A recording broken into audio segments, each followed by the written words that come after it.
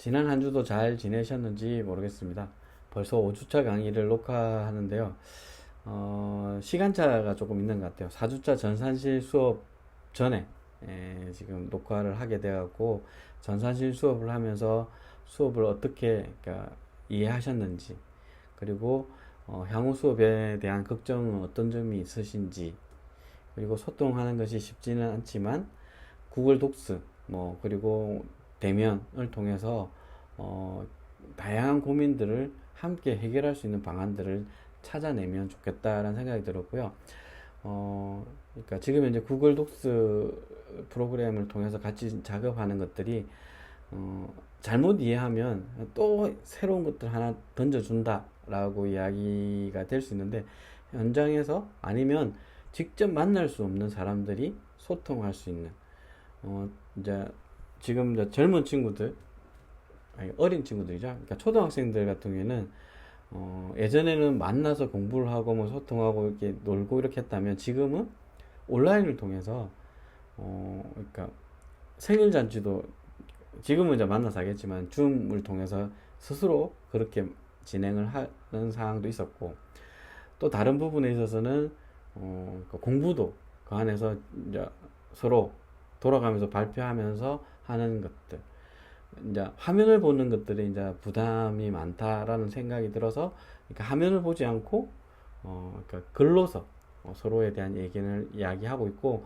또 시차에 대한 부분의 문제도 해결할 수 있는, 왜 그러니까 앞에 다른 분들이 글을 쓴 걸 보고 보면 왜 이런 글을 했지라는 의문도 가지면 그거에 대한 질의에 대한 질문도 서로 주고 받으면서 그러니까 소통하는 새로운 방법이다라고 하는데, 그러니까 시도를 한 번도 안 해보면 이런 게 있는지도 모르고 지나갈 수밖에 없는 부분입니다.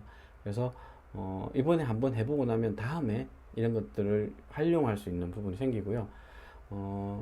아마 중간고사 전에 새로운 그러니까 이런 것들에 대한 부분을 조금씩 하나씩 가미시켜 드릴 겁니다. 그래서 이런 부분도 있고 저런 부분도 있다라는 것들, 그리고 전산실 수업할 때 아마 언급을 했던 멘티 프로그램이라고 하는 사이트가 또 있습니다. 멘티닷컴이라고 하는 이런 부분에 있어서 그거의 내용들을 어떻게 취합해 내는가, 그리고 소통할 수 있는 구조들이, 그러니까 지금 이제 50인 미만의 부분에서는 무료로 지원을 하고 있으니까 그런 부분들을 활용하는, 그러니까 뭐 대기업들 같은 경우는 그걸 이제 유료 사이트를 구매해서 하겠지만, 지금은 그러니까 우리들은 그렇지는 않다라는 부분을 보시면 될 것 같고요.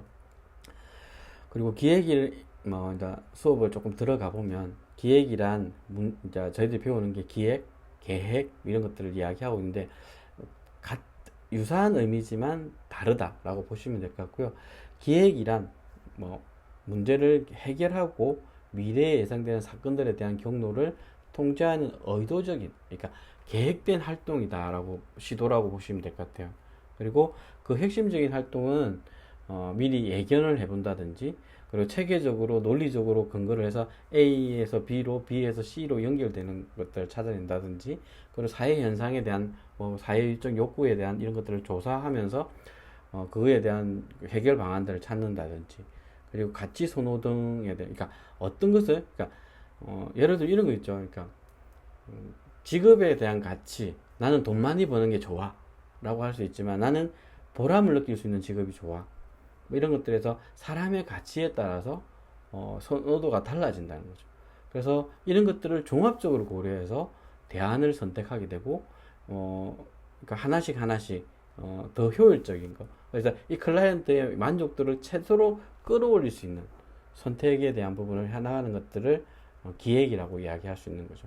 그래서 예전에 그러니까 부분에서는 클라이언트들의 참여가 별로 보장이 안 됐다면, 최근에는 클라이언트 의견을 충분히 반영하는 것들이 요구되고 있습니다.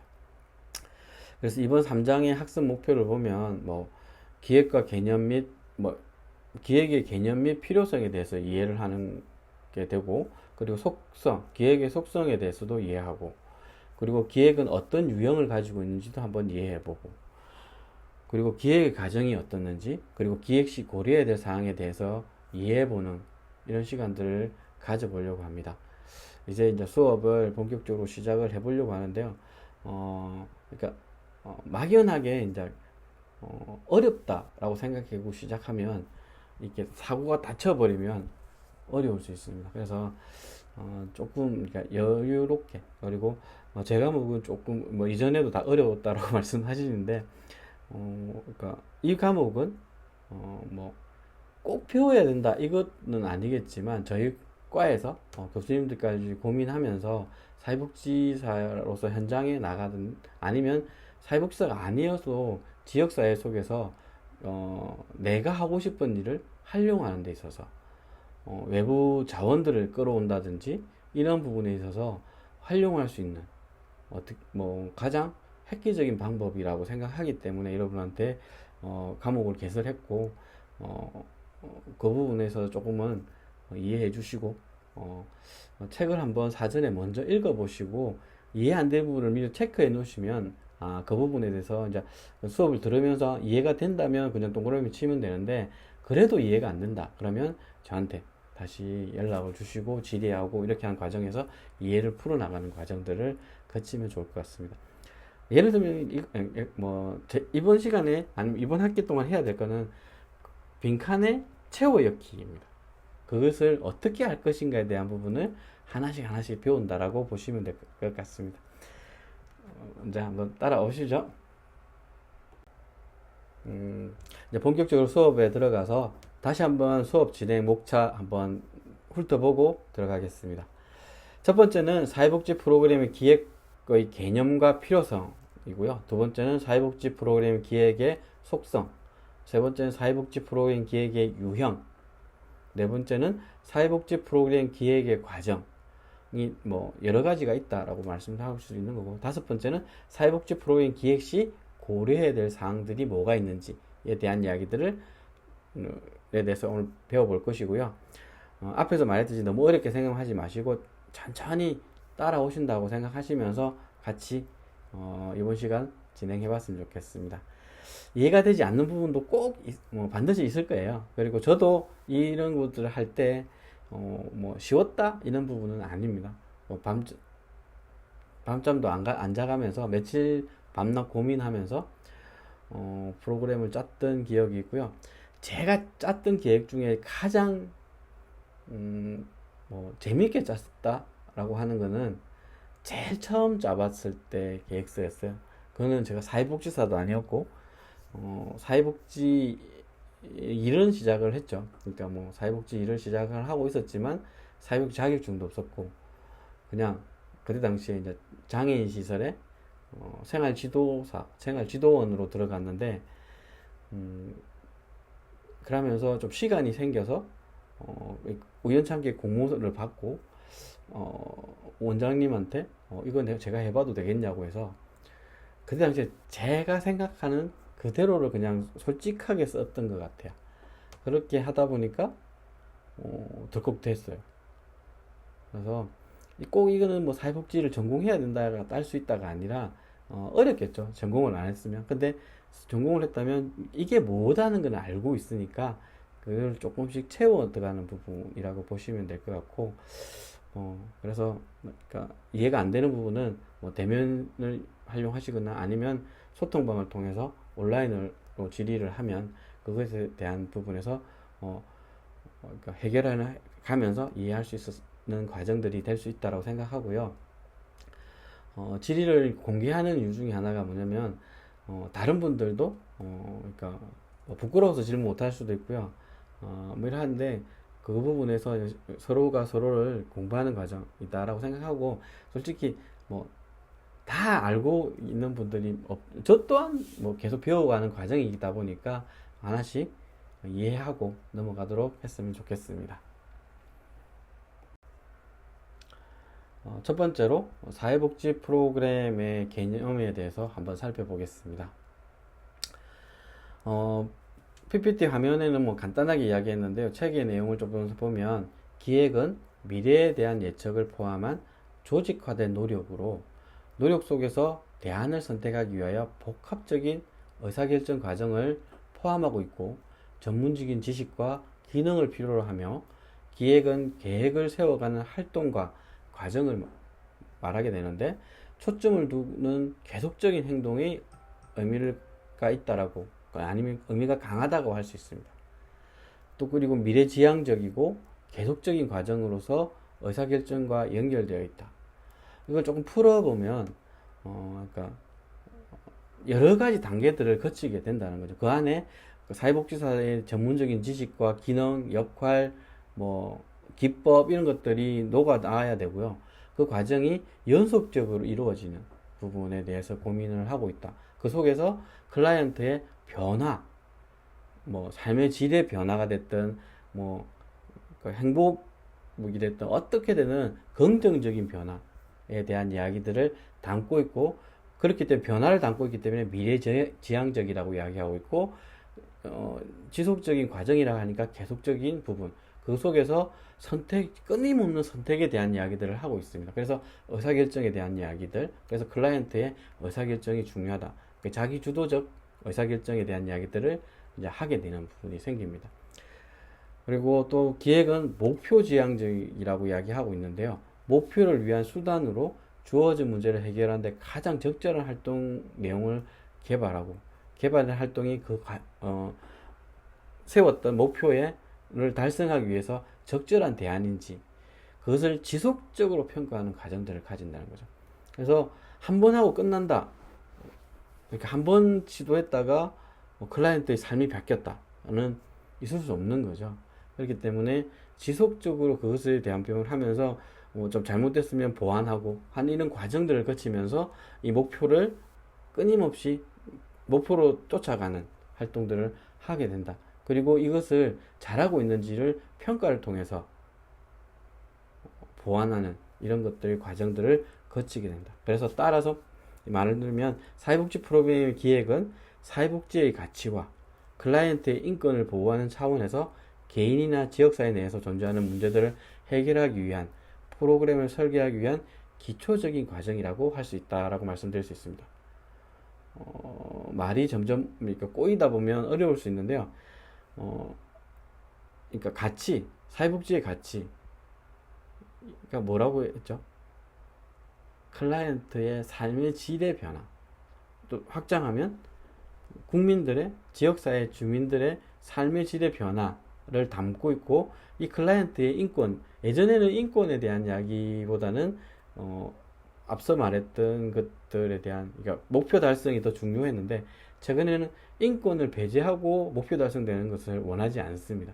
그래서 기관에서 가장 큰 화두가 중에 하나가 인권에 대한 이야기들일 정도로 그렇게 이야기를 하고 있고요. 개인이나 지역사회 내에서 존재하는 문제들을 해결하기 위한 프로그램을 설계하기 위해서 뭐 이렇게 가져간다라는 부분. 그래서 딱 한 사람만의 문제가 아니고요. 그러니까 조직적으로 접근을 해야 된다는 부분이 있어요. 그래서 조직적으로 접근을 해서 지역사회가 함께, 그러니까 최근에 이거에 대한 부분에서 가장 대표적인 단어가 커뮤니티 케어라고 이야기하는, 지역사회가 그 클라이언트 아니면 그 보호가 필요한 사람들에 대한 직접적인 지원들을 해나가자라는 부분들이 대표적인 언어가 이제 커뮤니티 케어라는 부분인데, 저도 고민이 많은 부분 중에 하나가 뭐냐면, 지금 현재 우리 시민사회나 지역사회가 이 클라이언트의 욕구들을 다 이렇게 수용할 수 있는 만큼 커뮤니티가 건강한가? 수도권 같은 경우는 한 20년 전, 한 20, 30년 전부터 이렇게 그 커뮤니티를 건강하게 만들기 위한 뭐 지원들이 많았다면, 지역은 이제 시작하고 있는 단계인데 너무 중앙 중심의 사고가 있지 않을까라는 생각도 저는 우려를 합니다. 하지만 이게 대해 변화도 한번 찾아보면 좋겠다라는 생각이 들었습니다.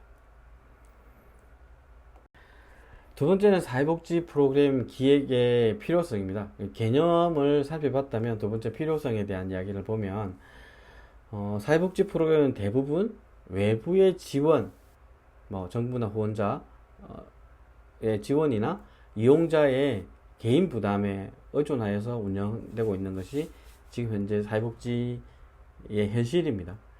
그 속에서 이제 사회복지 전문가라고 하는 사회복지사, 는 그러니까 외부 자원에 대해서, 그러니까 프로그램에 대한 효과성과 효율성을 제대로 해야 하는 부담감을 가지고 있는 거죠.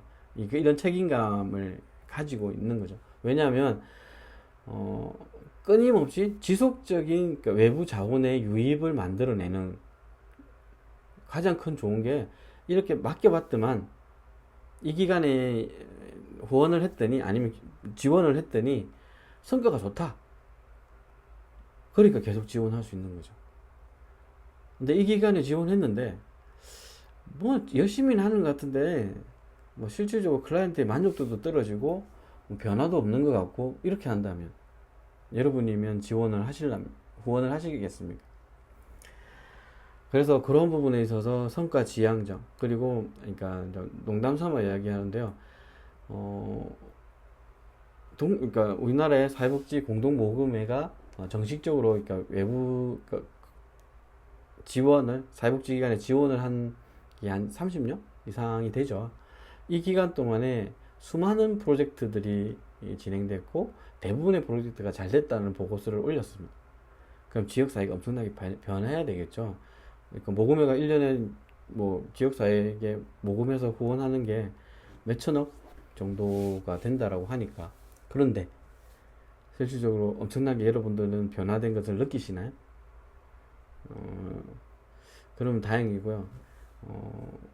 피부로 와닿는 게 그렇게 많지 않습니다. 그래서 조금 아쉬운 부분이 있는 거죠. 이제 그런 부분에 이제 생각하시면서, 그러니까 필요성에 대해서 한번 그러니까 스키드 모어라는 학자가 주장했던 사회복지 조직체에서 프로그램 기획의 필요성을 바탕으로 프로그램을 과학적으로 설계하는 데 있어서 중요한 것들이 6가지가 있다라고 이야기하고 있습니다. 첫 번째를 보면 첫째는 불확실성의 감소, 둘째는 합리성의 정진, 셋째는 효율성 및 효과성의 정진, 넷째 책임성의 정진, 다섯째 프로그램 관련자들의 이해와 욕구 충족, 그리고 마지막으로 6째가 사기 진작이라고 이야기하고 있습니다. 먼저 불확실성의 감소는 빠른 환경의 변화, 지금 이제 엄청나게 빨리 변화하고 있잖아요. 그리고 미래의 불확실성에 대해서 사회복지 조직의 목표가 혼란스럽다라고 이야기할 수 있고, 조직 구성원들과 클라이언트가 그러니까 대처하는데 쉽지 않은 거죠. 특히 요번에 여름에 어땠었나요? 예년과 다르게 많이 더웠고 에어컨 없이 사는 것들이 쉽지 않다라는 것들을 느꼈고, 지금도 낮에는 뭐 오늘 녹화하는 부분에서 비가 오고 있지만 그러니까 뭐 무능력하게, 그러니까 무기력하게 당할 수밖에 없는 이런 부분들, 이런 권력지향적인 행정 책임자에 의해서 희생당할 가능성도 있는 거죠. 그러니까 실질적으로 그러니까 지시를 하고 그걸 따랐는데 결과적으로 다른 이야기들을 하는, 그러면 담당자가 힘들어지는 상황들도 벌어지고, 그래서 이런 부분에서 잘 기획된, 그러니까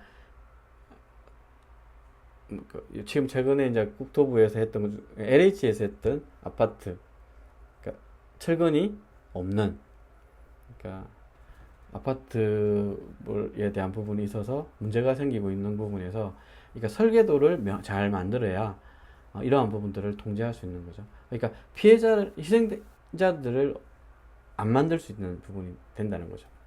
그리고 두 번째는 합리성의 정진입니다. 기획은 문제 해결과 의사결정을 위한 경험적 증명을 통해서 타당하게 적용될 수 있는 수단을 제공하기 때문에 합리성을 높일 수 있다라고 이야기하고 있습니다. 세 번째로 사회복지 프로그램 기획의 필요성은 효율성과 효과성의 정진에 있습니다. 사전에 치밀한 기획은 최소의 비용과 노력으로 서비스 목표를 달성할 수 있게 하고 효율성을 정진시키게 됩니다. 그래서 이제 클라이언트적 소비자들이 느끼는 문제나 욕구를 충분하게 해결할 수 있고, 그것을 적재적소에 효과적으로 할 수 있다라는 거죠. 예를 들어서 이런 거죠. 효율성과 효과성에 대한 설명은 나중에 그러니까 현장에 그러니까 수업 시간에 한 번 더 설명을 드리도록 하고요. 효율성은 비용 대비해서 좋다, 효과가 많다. 그리고 효과성은 예를 들면 이런 거죠. 여러분이 감기에 걸렸는데 A라는 병원에 가면 하루 만에 낫고, B라는 병원에 가면 이틀 걸리고, C라는 병원은 일주일 걸려도 계속 콜록콜록 한다라고 한다면 어디가 효과적으로 치료를 한다고 이야기할 것 같아요. 방법은 다 다릅니다. 그러니까 예방적인 부분에 있어서 한다라고 한다면 C가 뭐 효과적이다 할 수 있겠지만, 일반 시민들이 생각하기에는 A의 부분을 이야기하고자 하고, 고통이 적게 하는 것들이 필요하기 때문에, 그래서 비용에 대한 고민들, 그리고 노력, 그러니까 한 명이 투입돼서 하는 거하고 세 명이 투입돼서 하는 부분에 있어서는 어디에 더 많은 것들을 할 수 있는지, 이런 것들을 이야기하고 있고요. 이어서 네 번째는 책임성의 정진입니다.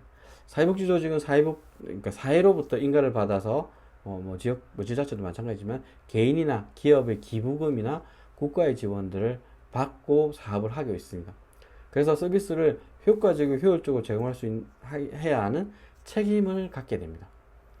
그리고 투명성도 마찬가지고, 이러한 사회복지 전문가로서 사회복지사는 기획을 통해서 그 책임을 객관적으로 증명할 수 있어야 되는 거죠. 쉽지 않은 부분입니다. 그러니까 객관적으로 증명한다는 것들이, 회계에 있어서는 관련된 영수증 이런 것들을 잘 챙겨야 되는 것도 있겠지만 적재적소에 사용해야 됩니다. 지금 이제 정부가 지자체 사회복지 시설들이 예산을 투명하게 쓰기 위해서 견제도 하고 있고 감시도 하고 있고 규제도 하고 있습니다. 대표적인 게 보조금 카드로는 저희 애들은 생활시설이다 보니까 목욕도 가야 되잖아요. 목욕탕 가는 게 보조금 카드로 결제가 안 됩니다. 이런 부분들이 왜 그런지는 정확하게 잘 모르겠지만 목욕탕이 유흥업으로 돼 있기 때문에 카드 결제가 안 되게 돼 있습니다. 그러면 아이들 목욕을 못 가느냐? 그러면 이제 후원금에서 이런 부분들, 보조금 카드가 아닌 부분에서는 하고 사유를 이제 달아 넣는 거죠. 이런 부분들이 조금 필요하게 되는 거고, 또 마찬가지로 대표적인 게 애들이 좋아하는 노래방 또한 노래 연습장 가는 것도 안 됩니다. 이런 것들을 어떻게 정비해 낼 것인가에 대한 고민들이 이제 필요하게 되는 거고요. 이어서 다섯 번째 이제 기획의 필요성은 프로그램 관련자들의 이해와 욕구 충족에 있습니다. 프로그램 기획에는 이제 과정에는 그 프로그램에 관련된 전문가, 의사도 있고 다양한 필요한 클라이언트에 필요한 부분에서 대표적인 게 이제 사회복지사가 되겠죠. 그리고 이용자, 지역사회 관련 관계 인사들, 공무원이 될 수도 있는 거고, 가족들이 될 수 있는 거고, 지역의 주민들이 될 수도 있는 거죠. 참여하게 됨으로 이들이 프로그램에 적극적인 관심을 가지게 되고, 프로그램 자체가 이용자의 요구에 맞게 개발되고 적용될 수, 그래야 성과를 크게 가져올 수 있다라는 거죠. 그러니까 전문가는 전문가로서, 이용자는 이용자로서, 지역사회 주민들은 주민으로서 그러니까 참여하게 돼요. 전문가는 전문가의 역량을 내놓는 거죠. 사회복지사로서, 의사로서, 간호사로서, 치료사로서 역할들을 하게 되는 거고, 이용자는 자기의 요구를 충족하기 위해서 솔직하게 그거에 대한 부분을 이야기해야 되고, 불만도 이야기해야 되고, 좋은 점도 같이 하면서 평가에 대한 부분도 참여해야 되는 거고, 지역사회 주민들 같은 경우에는 후원자로서 참여할 수도 있는 거고, 아니면 조언을 할 수도 있는 거고, 자원봉사로서 참여할 수 있는, 이렇게 하면서 그러니까 전문가는 전문가대로, 이용자, 지역사회 주민들은 서로의 만족도를 높여 나가는 방향으로 이 프로그램들이 개발되고 적용돼야 된다라고 이야기할 수 있고요. 마지막으로는 사기 진작입니다. 목표 달성을 통해서 기획에 참여한 모든 사람들이 성취감과 동시에 타인으로부터 인정을 얻게 된 이런 부분을 가짐으로 해서 일단은 행복해질 수 있는 거죠. 그러니까 성취감을 통해서 외부에 자랑한다는 좀 표현이 조금 그런데, 하면서 자기에 대한 능력들을 인정받을 수 있는 거고, 향후에 저희 직원들이 이제 대표적으로 이야기하는데, 프로포즈를 하나 잘하니까 이제 퇴사한 직원인데 취업이 쉽더라 라고 이야기합니다. 그러니까 프로포즈를 잘 따는 것도 중요한데 잘 운용했다는 경험도 중요한 거죠. 그래서 첫 직장이 어느 직장인가에 따라서 이후에 새로운 직장을 옮길 때도 도움이 될 수 있다라고 이야기 드릴 수 있을 것 같습니다. 그래서 1차시, 그러니까 5주차 1차시 수업은 이렇게 마무리할 건데요. 뒤에 배경이 멋지지 않나요? 이게 이제 울릉도에서 찍었던 사진인데요. 멀리 보면 1차시 앞에 강의 녹화했던 부분 3차시 수업이겠죠? 2차시인가? 3차시인가? 요 수업에 했던 부분에 화면이 조그만한 게 보입니다. 이게 좀 멀리서 다시 찍었던 화면이기 때문에 참고하시면 좋겠습니다. 그래서 그러니까 뭐 참고하시라니까 좋은데 그냥 한번 보시면서 이렇게 기분 좋게 하루를 수업을 함께 해주셨으면 감사하겠습니다.